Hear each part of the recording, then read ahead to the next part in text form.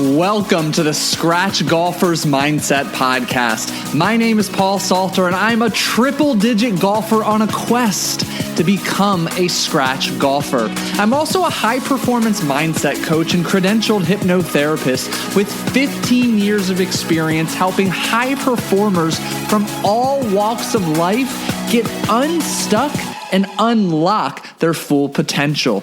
Join me each week as I not only detail my journey, but make mastering the mental game of golf simple, tangible, and relatable so that you can overcome the mental hazards keeping you stuck in the proverbial bunker of poor performance.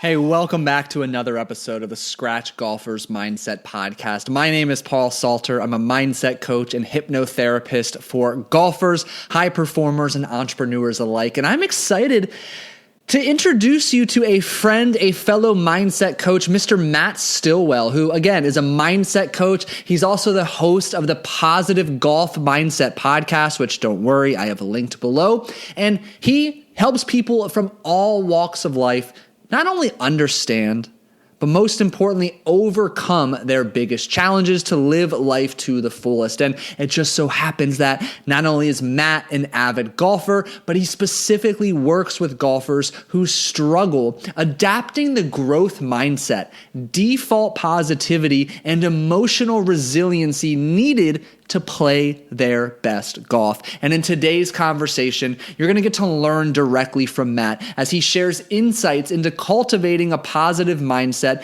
and hear the tangible tactics that he uses in the clients he works with to diffuse your own default negativity and unkind word choice so that you can get out of your own way, overcome your set of mental obstacles, and play better golf. Without further ado, please help me in welcoming Matt to the show. Hey, Matt, thank you so much for joining me on an episode of the Scratch Golfer's Mindset Podcast. How are you today? Paul, I'm good, thank you. It's lovely to see you again. Absolutely. And I am looking forward to this conversation for so many reasons, but especially because we share such a strong, genuine passion of all things mindset. And we've had multiple opportunities to converse about the importance of the mental game, not only on the golf course, but in business, entrepreneurship, and just life as we know it, as we all strive to be the best version of ourselves. So to really begin building a foundation for this conversation, I would love for you to enlighten the listeners to really share more about who you are, what you do, so they have a really deep understanding to serve as a jumping off point for us. Super. Thank you so much. So my name's Matt, as you've alluded. And again, as you've alluded, I'm a mindset coach, much like yourself. I've been doing it for a number of years. And I guess I try to help people in all walks of life. That's where my passion is.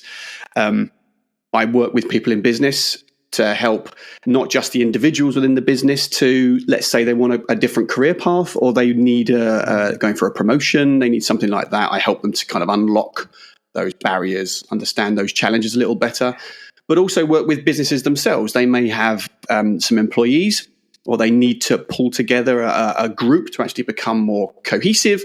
I help them do that as well. So that's one little string to my particular bow. I also help people in their or kind of a one-to-one basis in their personal lives. And again, that can often fall into career aspirations, and they maybe want to take a different path. But much like yourself, sometimes it, or in your business world, sometimes it falls into relationships, or how they can improve their own well-being and those kinds of things. So I really, really enjoy that. And the third kind of main area that I get involved with is helping golfers. So this is about realigning a golfer's thinking on the golf course, cultivating what I call a positive golf mindset and a better mental attitude. And there's many, many reasons. We might open up the box as to why I do that in a little while. But the truth is, I have been party to how a better mindset improves your game. And it not only does it improve your game, improve your scoring, it makes you happier. It makes you a better person outside of the golf course. I have numerous stories of people who have come to me with a really kind of quite a poor attitude, let's just say, on the golf course. And then you realize that is also reflected outside, and they're taking issues home, or they're dwelling on it all weekend. You must have heard people talk about their weekends being ruined because of the game of golf they had Saturday morning, and that's bizarre, and there's no need. There's a better way of doing it, and if you can unlock that, it will make you a better player and a better person. So that's where I sit. Yeah, I love that, and I appreciate you sharing. What really stood out to me is the sentence you said where it's a reflection of like who you are off the course. Like, I couldn't agree more. Golf is a beautiful mirror of who you are as an individual, and no matter how strong of a compartmentalizer you think you are, truly at the end of the day, you cannot separate the human from the golfer. All of it is connected, and if you are carrying, emotional resiliency and emotional management issues with you in your everyday life, they're going to show up on the golf course, and vice versa. So I'm thrilled to hear you say that, and I'd love to hear more. Like, let's get a big overarching definition of your view of a positive golf mindset. What is that? Yeah, well, I mean, it's a lot of things. It's a lot of things, but at the core, much like our coaching journeys, fear often sits at the core somewhere in there. But a positive golf mindset, and the reason I use that term is because the stuff that you learn on the golf course, the way you can be, the way you can stay in the moment, or at least get into the moment, the way you can try to let things go, you can relinquish this, what I sometimes call fake control. The idea that you can control a certain thing. Well, there's a heck of a lot of stuff in our lives you cannot control. And I find with a lot of people, there is a little core, there's a nugget where they find it very difficult to allow that control just to be left behind and to be able to let something go. So I always talk about the opposite of that being choice. So if when people say, "Oh, I need control of something," that's often because they haven't made the choice to let it go. So you are now back in control of it because you have chosen to let go. So by letting go of the things you can't control, and I'm talking anything and everything before and after that little white ball gets hit. That's the only bit you can control. That one bit there, you can control your pre-shot routine. And you can control how you speak to yourself. You can tell yourself over and over that you're a terrible putter. And guess what? You're going to be a terrible putter. So change it. Tell yourself that you're a great putter. Tell yourself that this is where you love to be. Tell yourself that you're enjoying it, because that's the whole point. And I think the undercurrent of everything I do and the people that I work with is about trying to enjoy the challenge of golf. So the game of golf, much like, I mean, there's a lot of things here. I won't, loads of things that reflect in life, but golf is not a game to be conquered. You can't, no one's ever conquered it. Tiger Woods hasn't conquered it. It's a game to be endured at times, as Jack Nicklaus, I think it might have been Jack Nicklaus said, it's a game of mistakes, and it's the player who is best managing those mistakes is the one who's going to win. So it's a game to be endured, and it's a game to be enjoyed, not to be conquered. So switching those things on, and there's many, many more, but switching those kinds of feelings on is what it's all about. And when I talk to people and I work with people, everyone will have a different issue. Everyone will have a different thing that they need to work with. And like all coaching, I need those individuals to be able to come to me with some level of realization that they need the help.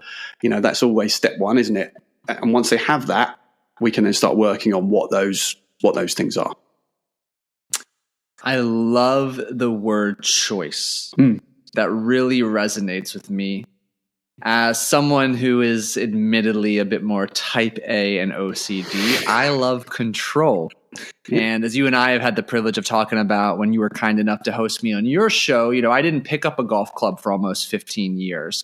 And when I did play, I was quite good as a teenage golfer, bogey golfer, a little better on some occasions. And now returning to the game, I want to control every element.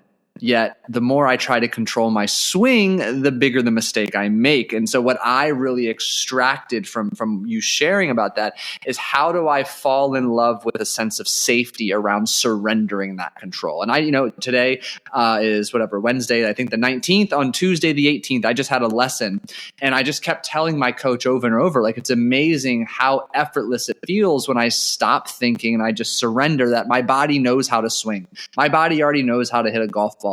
I can rely on gravity, centrifugal force, just let this club do its thing if I get out of my own way. So I'm curious, what are some of those simple steps you begin teaching on to help your clients and golfers grow more comfortable around the idea of letting go of control?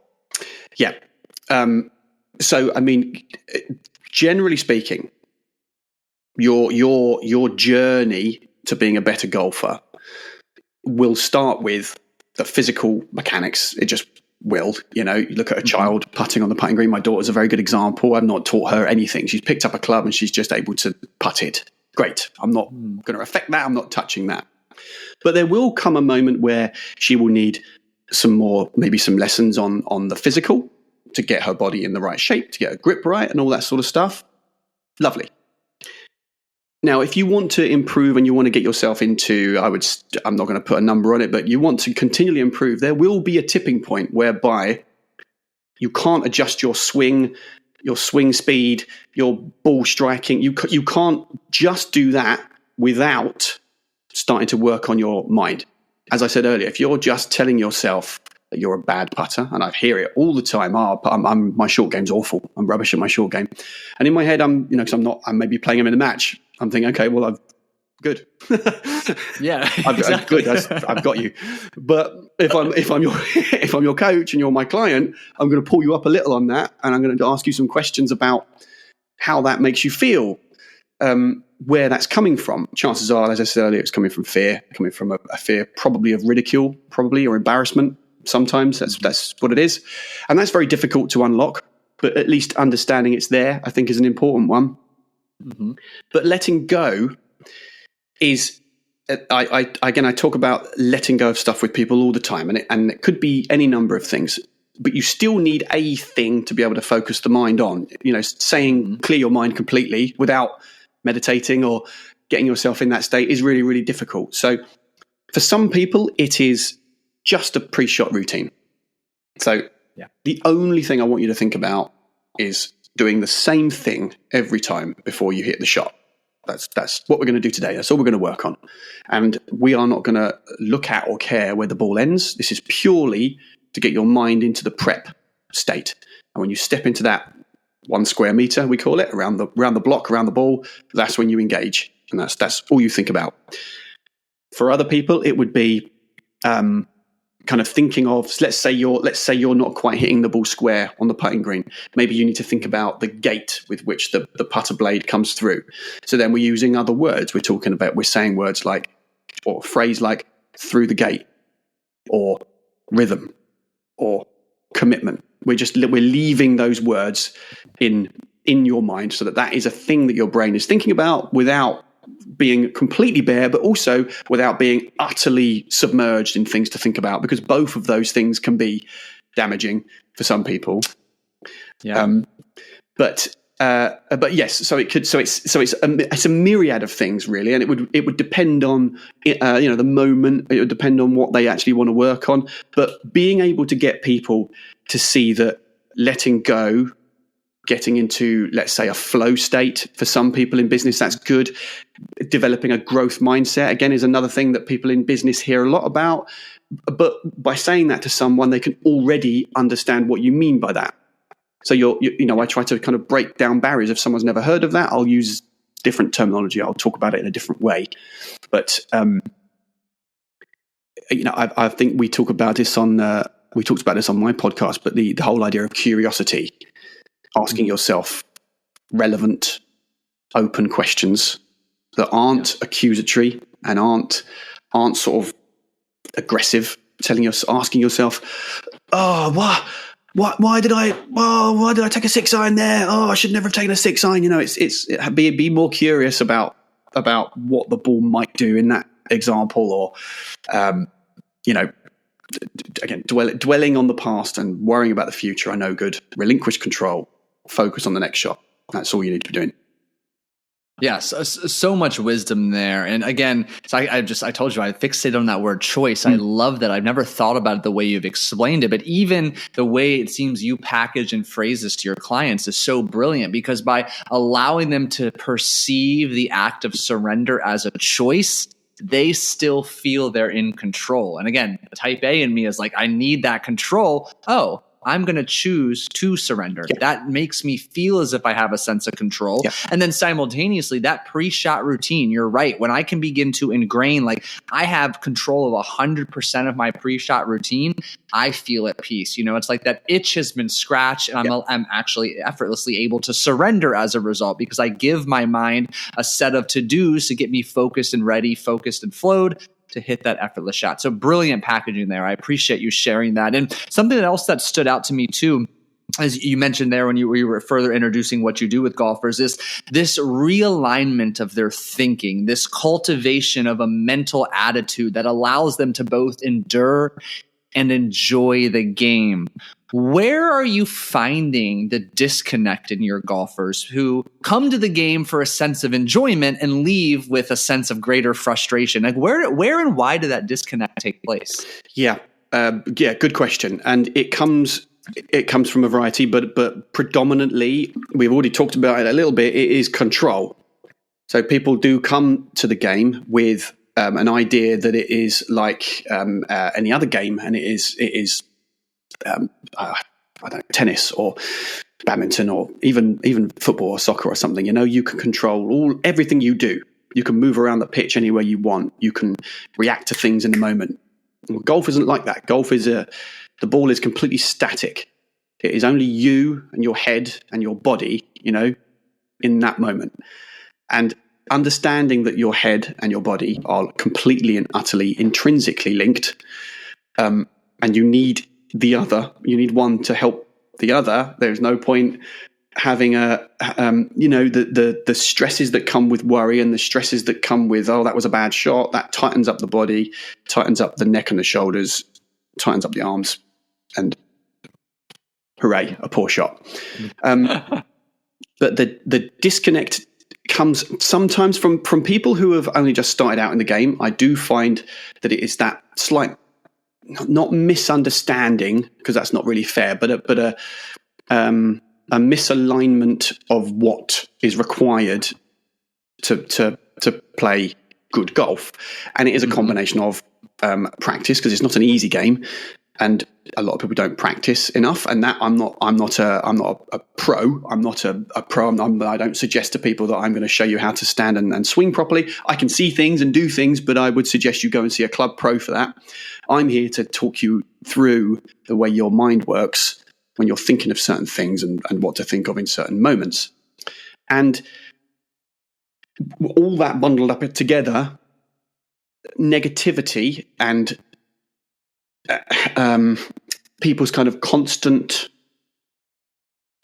beating up of their own minds, their own abilities, their own qualities is the biggest thing. And so many people will be just horrid to themselves, and then will fall into this cycle of poor performance, more aggression, poor performance, more aggression. And a lot of the time, people are different, but a lot of the time it takes several holes, maybe the entire round, but normally it takes a couple of holes at least for that cycle to work its way through and come out the other side before you realize, well, what an absolute waste of time that was. I can't believe I did that. And then that for a beginner is a brilliant thing to be part of, because you now have that understanding, you have that knowledge that is what happens if I get upset. 2, 3, 4, 5 holes go down the drain. and I can pinpoint back to the exact moment where it happened, and I can show them the exact moment where it happened. And it could be the simplest little thing of overconfidence. Could be they've hit a really nice drive. Now we're on for a par. They've already told themselves they're getting a par. And then it all inevitably falls apart because you can see the threads, is what I'm trying to say. You can see the threads of someone, and you can see the bits of thread start to pop as the whole plays out before the whole thing just unravels. And like I say, everybody is different. But I would say that the negative self-talk is a really, really damaging one. I worked very hard on my own game some years ago with regard to that, because I would do that. I would not necessarily physically smash my clubs down because they were expensive and I didn't have a lot of money. So, but I would be someone who was maybe slightly embarrassed by the poor performance. So I understand that. I get that in people. I understand it.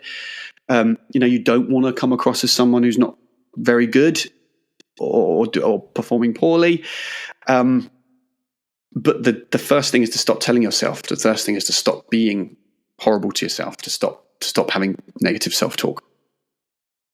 So I noticed, you do you take a really unique approach to coaching. You do a lot of your coaching off and away from the course, but also on the course, playing 9 or 18 with your clients. Yep. And one concept or phrase you use quite often, I've learned in just consuming your content, is like providing these mental nudges on the course. So with somebody who struggles with negative self-talk, berating themselves, that inner harsh, judgmental, critical voice in their mind is dominating their mental dialogue. Talk us through A, what the on the course mental nudges look like, and B, how you address and work on that problem away from the course. Yeah, great. Good question. So the mental nudges, as I call them, are very, very short, 30-second, maybe 1 minute reminders, normally audio. They can be video, but they were designed for, let's say we've had a session together, or we've been out on the course for an hour or two or something like that. We've had some kind of initial session, and now I understand what your challenges are and how we're going to improve it. I will give you and leave you with some mental reminders before you actually go out on the course. So you'll tell me you're going to go and play around on Saturday. I'll make sure that Friday night, but sometimes even Saturday morning, is actually quite good. So you're literally on the way to the course, maybe in your car or in the change room beforehand, and there are only 30 seconds or 1 minute for that reason. And it would literally be mental reminders, things to remind yourself, to tell yourself in the moment. So if your problem was negative self-talk, my tone of voice on the mental nudge would be very, very upbeat. It would be very happy. It would be a little bit jokey, because this is a game. And I don't want you to be beating yourself up. I want you to enjoy it. And here's something to remember. Remember, it's a game. Remember, it's brilliant. Remember, this is not to be conquered and you can't control it. Remember to let go, whatever those things are. And I would give you specific ways of doing that. So we would know that maybe it happens to you on the tee. So it doesn't happen to you on the green or anywhere else. No, mainly just the tee. Okay, fine. So I'll give you specific things to think about before you hit that tee shot that is working towards the challenge or the thing you want to fix. So they're small, really cool little nuggets of stuff, and I do that as part and parcel of the whole of our entire coaching journey. I'm also offering it. I will be offering it. Don't know at this second, but I will be offering those really bespoke, really personal touches through my Instagram. If you were to join and become a member, there's those. So you'll get one of those. We'll have a 1-to-1, and I'll leave you sort of mental nudges. So people like them. It fits in certainly with their golf. I mean, if we were doing something outside of the golf course, mental nudges, they still work for certain people and for certain circumstances. However, it would probably be a little more formal, a little more 1-to-1, because these are, dare I say, these are bigger issues than just a game of golf. And I do want people to remember that, because it's quite powerful that it is just a game. And I know a lot of people don't like hearing that, but it is. And we should be enjoying it, and we should be enduring it, and we should be loving it. and enjoying the challenge that it brings. I love that. So away from the course then, when you're doing one of your one-on-one coaching sessions, and it's just this guy, this gal is just still so trapped in this spiral of negativity. What are some of those early steps you're taking to help them see things differently and upgrade their word choice and self-talk? Yeah. The first port of call is always the realization that is an issue, and you have to, and as you've probably discovered as well, there's no use in me telling you what you need to do without you having made the steps to saying, I think there might be something over here. So I need people to get there often themselves. There's no point like me just telling you, oh, it's a self-talk issue. I need you to kind of, in the moment, we'll be talking back and forth. I'll be using questions for you to discover that that's what it is. I may well feel that that's probably what it is, and I might leave tidbits, but those questions will be to guide you in a direction and to guide you to a point of realization where you say, oh, do you know, on the 4th and the 5th, I wasn't very nice to myself. And then I can say, well, you did that on the 16th and the 17th. Do you remember? Oh, I did, didn't I? So now we're there. Now we've got the realization. That's the point. So now in the one-on-ones, in a session like this, we can talk about how that made them feel in the moment, more so than the outcome of the score. Now the score for most people in golf is the be all and end all, and of course it is. But people need to understand that if you can turn that thinking round earlier in the round, and you can realize it earlier in the round, if you've been nasty to yourself on the second, the quicker you can trigger that. That's what Matt was talking to me about. Okay, right. Okay, got it. Right. And then here's a technique to get you back. Present moment awareness, probably. Have a look at the trees. It doesn't have to be anything more scientific than breathe, bring yourself back to the here and now. Relax your shoulders even, and just come back to the routine. So it would be, our one-to-one sessions would be much more discovery based. On the golf course, it's kind of reflective, and it's kind of questioning, and I'm almost gathering data when we're out on the course. Mm-hmm. And I'm querying and questioning what that would be. And then afterwards, I'm asking what your feelings are in those moments. And I've got the data to tell me literally what your scores were, how many greens in regulation you hit, fairways in regulation, whether you had to come out sideways, whether you took your medicine and came out of the trees, which is I presume that's a phrase that you guys use over there. Yeah, good. I just realised as I said that, I can understand what that is. Yeah. Sorry, I've lost my train of thought. Yeah. So the golf course is about understanding and is about helping them gain that realization. And then in the one-to-ones is about developing systems, techniques to enable you to use those in the moment. Could be in a traffic jam, someone's annoying you. You can use the same, kind of present moment awareness to snap out of it. Queue in the supermarket or whatever, someone annoying you. You can ask yourself so many things. Can I control that? What the traffic lights are doing? No, of course you can't. You can't. You just got to be patient, and you've got to wait. And that's a little bit annoying, yes, but it's not in your control. You need to let it go.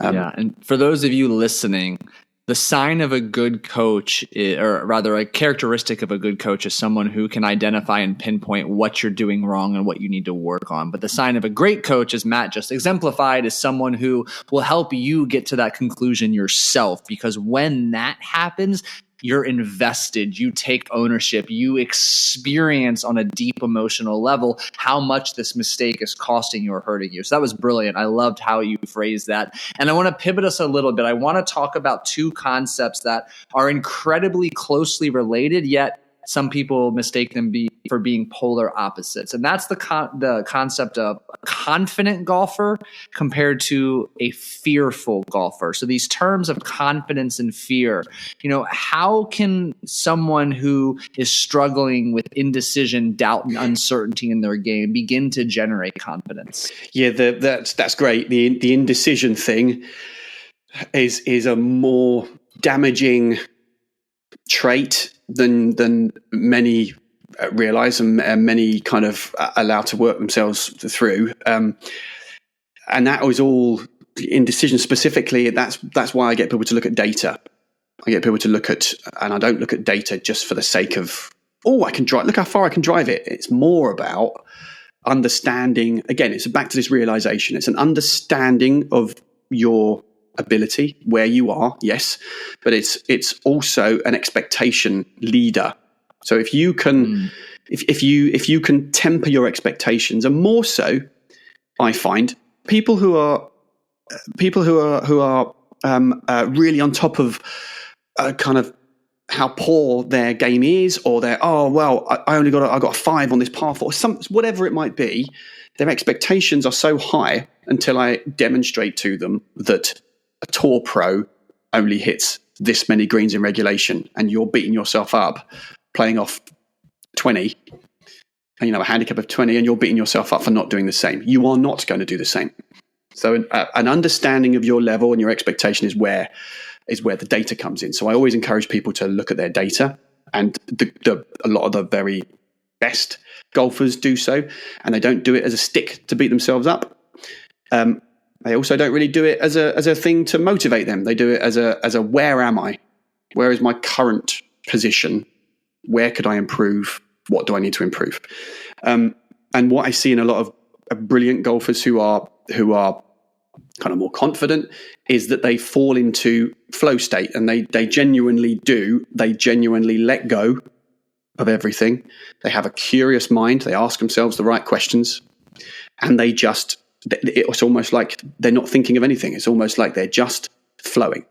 And I guarantee that you felt that. I know I have felt that. I guarantee anybody listening to this who's played golf or any sport, let's be honest, there's moments where we've played, I played football, soccer when I was younger. And there are moments where you would fall into a flow state and stuff just happens. The ball comes across. You're not thinking, oh, right, I now need to trap this ball and control it on my chest and then bring it down onto the floor and then pass it 30 yards that way. You're not thinking that. It just happens. So that only happens when you're relaxed enough, when you're relinquishing control almost. And that is scary for some people. That is scary for them not to think. And I often say it's sometimes it's good not to think, just to allow yourself to be. Routine's a massive one. Pre-shot routine, not just pre-shot routine, but pre-game routine. These people have the same routines. There's people playing very low, very, very, very low single figures, playing in the scratch team, who will be out and do the same thing every time. They will be on the practice range half an hour before. They will do 10, 15 minutes of putting, and then they will go. And it doesn't have to be any more than that. I'm not saying it has to be like a pro's routine, but this is their routine. And all it's doing is relaxing their body and relaxing their mind so that they know they're ready. They can get into flow state quicker and they can go. And people who live in fear almost probably haven't done any warm-up. I'm guessing probably haven't practiced on the putting green, probably don't know the speed of the fairways. So there's plenty of stuff that you can control. Mm-hmm. And if you can control it, you should try. If you want to get better, but there's also that really important piece about choice and about allowing yourself to let go of the things you can't control and learning what that is. And I think I've said about enjoyment, really thriving on the thrill of the challenge, getting that. I've seen people get a buzz from being in the rough, right? With a 20-yard wedge shot and being in the rough out of it. They get a buzz for the feeling that they're going to leave this, 4 foot short or something of the hole. And for a lot of people, sometimes me included, if you're in the rough, you're thinking, Well, I've got to control what I'm thinking now because all I'm worried about is getting it out. No. Yeah. No, that's not what we should be doing. We should be thinking, what is this lie going to do to my ball? Where's my curious questions? Stay relaxed, stay in flow. And I love how every element of our conversation has or can easily be traced back to the pre-shot routine. Like in the example you just described, like I keep hearing pre-shot routine is going to diffuse fear and ultimately unveil the confidence that is already within, because the pre-shot routine is an act of preparation in and of itself. And same thing as the pre-round routine is actually what I meant to specifically say that you were describing. That is what bolsters and shines a bright spotlight on the confidence that's already there, and it diffuses the fear, easily transporting you to that flow state. Indeed. Absolutely. Yeah. And we're tricking the brain, aren't we? We're tricking our mind into thinking that there is some control. We're tricking it into thinking that, right, I am fully prepared. And your level of preparation may be different to mine, which may be different to that person, may be different to that person. But if it's enough that it allows your brain and your body to relax and to get into whatever rhythm you need to get into, then that's fine. And I'm like I said, I'm not suggesting that everybody should be out doing an hour's pre-game prep before every round. But for some people, I've seen it, 10 minutes of putting and a little go in the net is enough. And they'll go out and win the game. For some people, that's enough. But you need to know what your level is, and you need to know what you need in that moment. And create the best way possible. Because again, back to expectation. If you're expecting to do well and you haven't prepared properly and you haven't got the right mental attitude, then you can't expect to.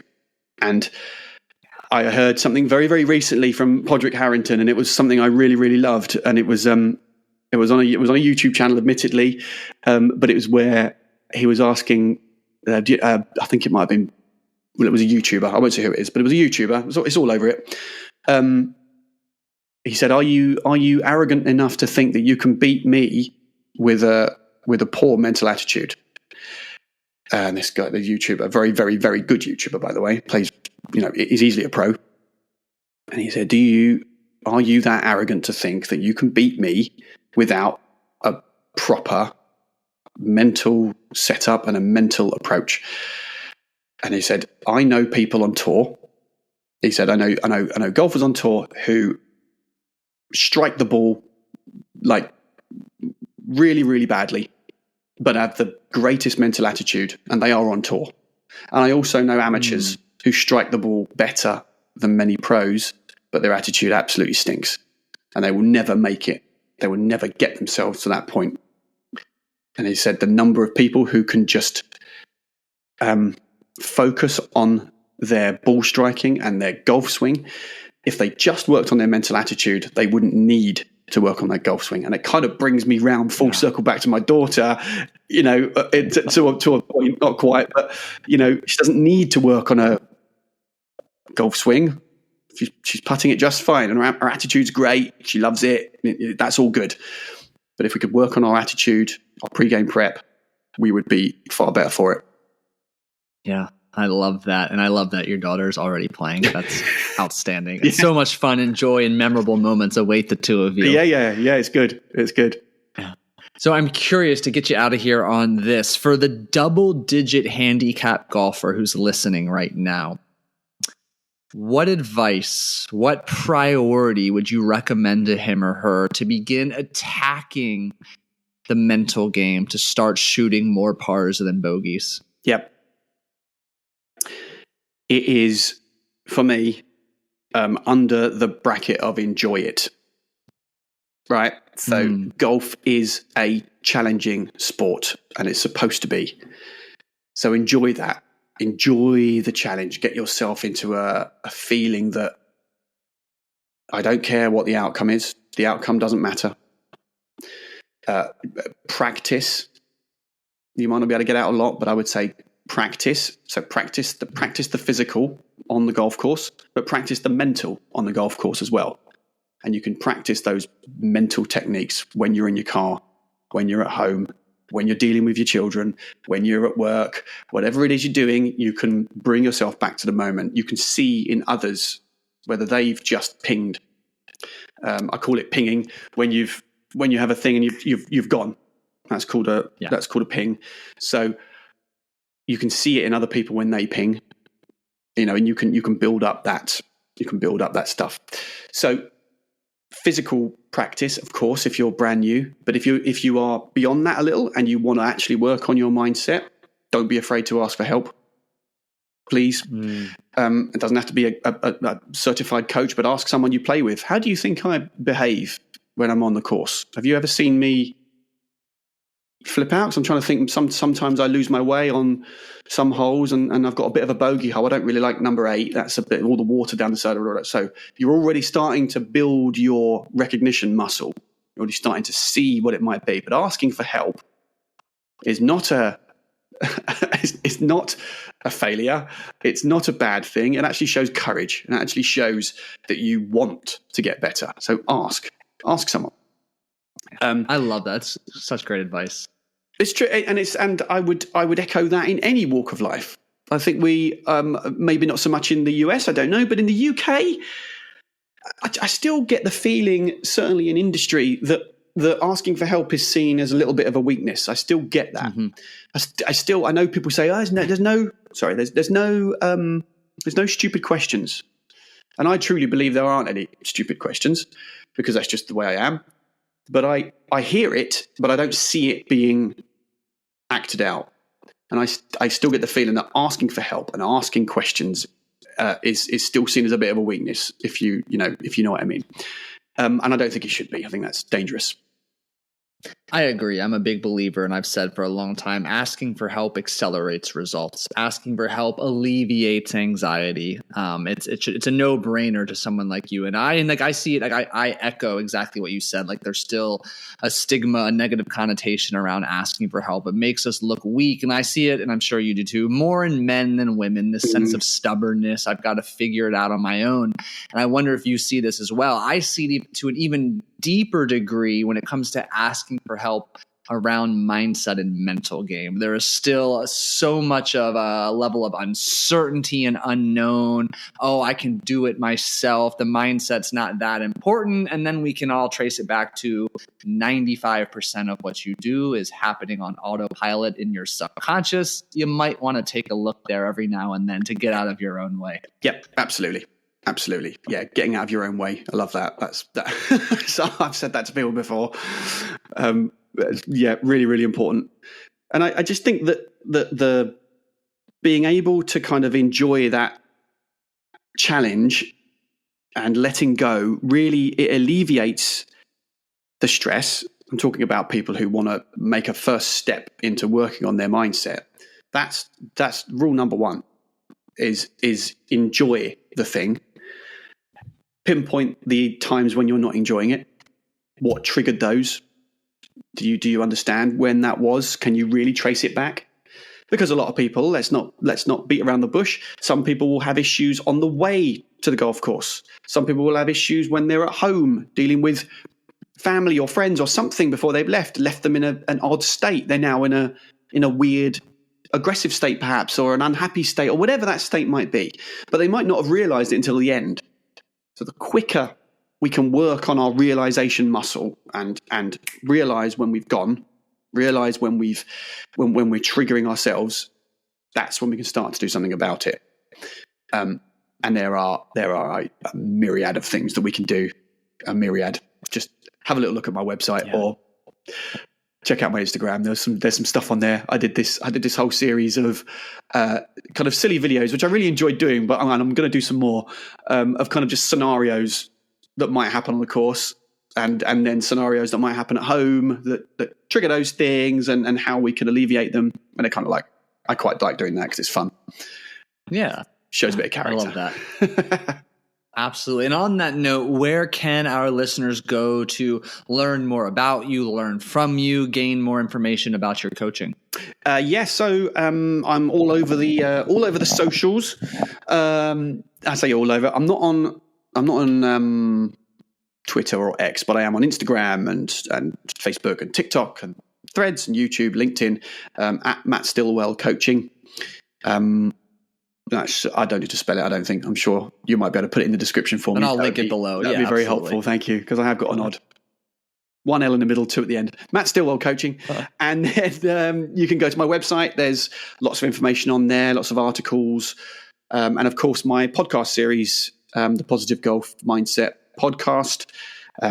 There's about 30 odd episodes on there at the moment and more coming. And of course, you're on one of them. That's due out shortly. I'm not sure when this one's coming out, but it might be out already or it might be coming soon. So look out for that.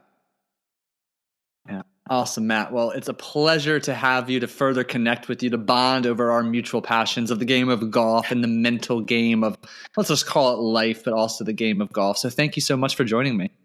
It's my absolute pleasure. Thank you, Paul. It's been really good fun. Thanks. Yeah.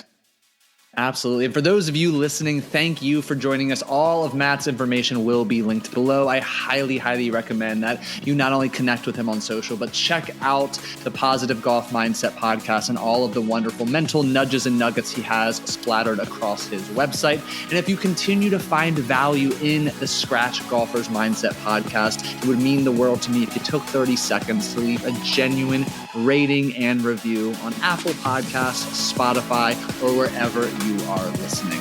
Thank you so much for listening. Have a fantastic rest of your day. A great round of golf awaits you, and we'll catch you in the next episode.